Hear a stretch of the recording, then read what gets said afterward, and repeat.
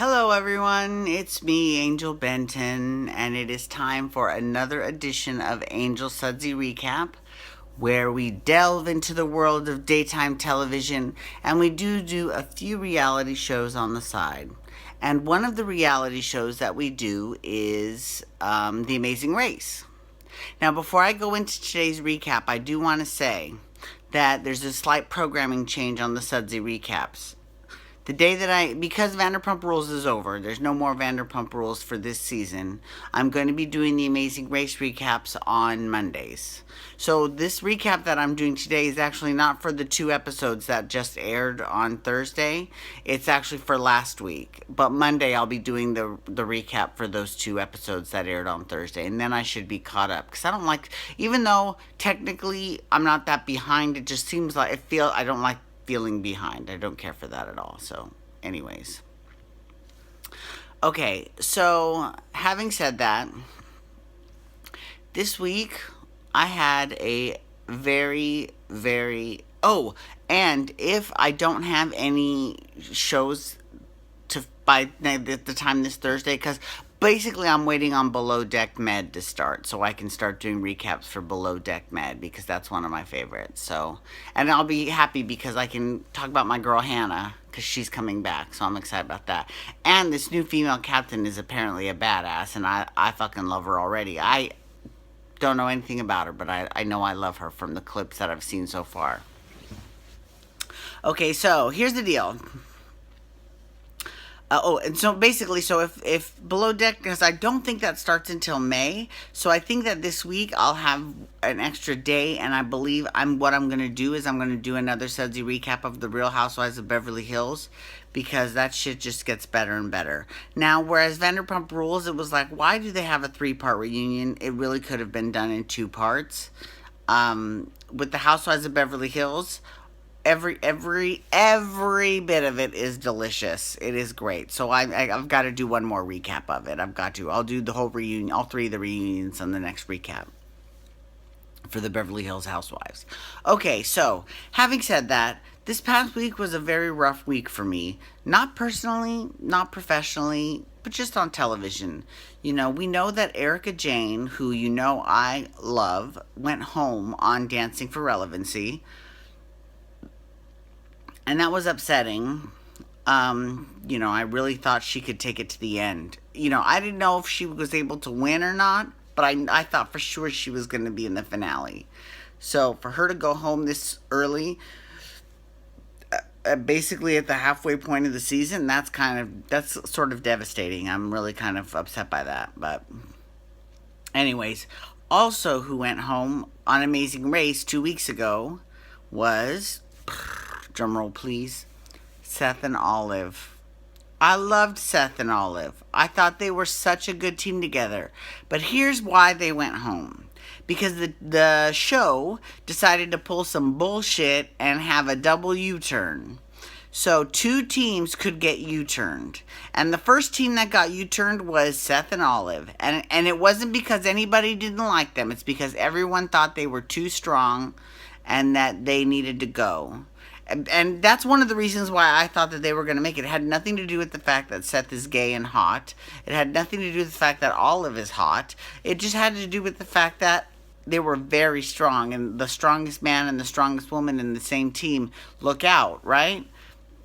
But they got double U-turn, and that detour, the time it took for them to do the detour was too much. And they ended up coming in last place, which really is upsetting.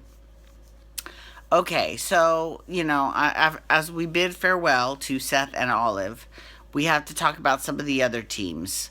Okay, so, and honestly, I'm not that great with, I'm really not that great with people's names so far because, normally a team is established and they called Seth and Olive Team America, I think because he was a firefighter and she was like an EMT or something like that. They did some sort of first responder job, and so they were known as Team America, which was cute.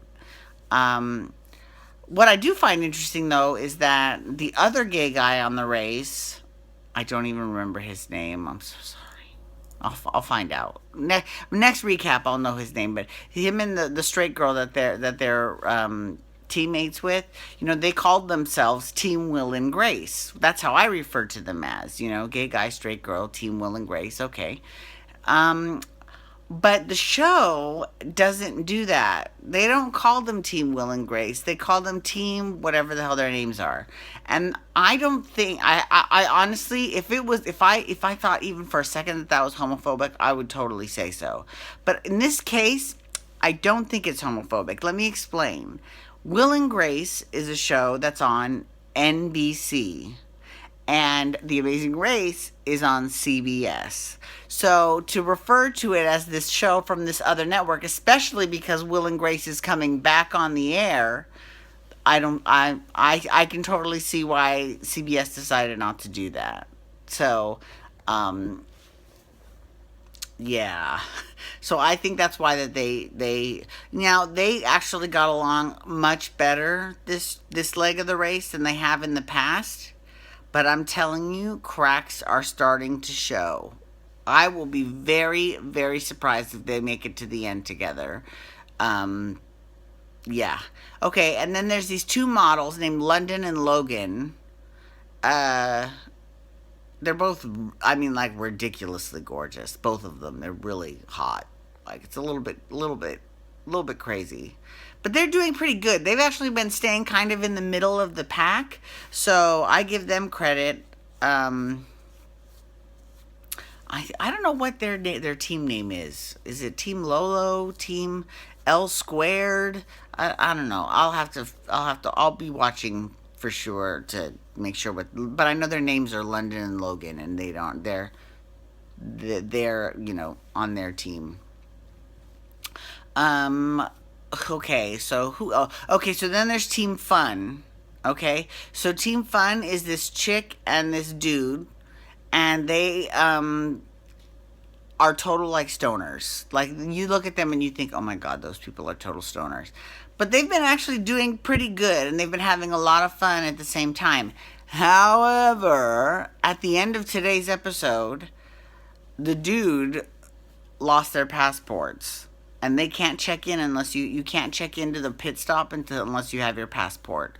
So they went back, and luckily the taxi driver had saved their passports. Now, and first of all, this is I think they were in Tanzania, or maybe they're in Zanzibar. I don't know. They were in some African country, and and it was actually a pretty civilized country because that happened. But if that had happened like anywhere in, I don't know, maybe Eastern Europe, maybe, or South America, I mean, good luck getting your shit back. Like, good luck. So I was happy, but and they made it to the end, and the chick was like, "Look, I'm all about having fun, but if I would have lost because of this fool, he would have known the blunt end of my fist." I was like, "Woo, okay, wow, all right, yikes," but it was pretty funny.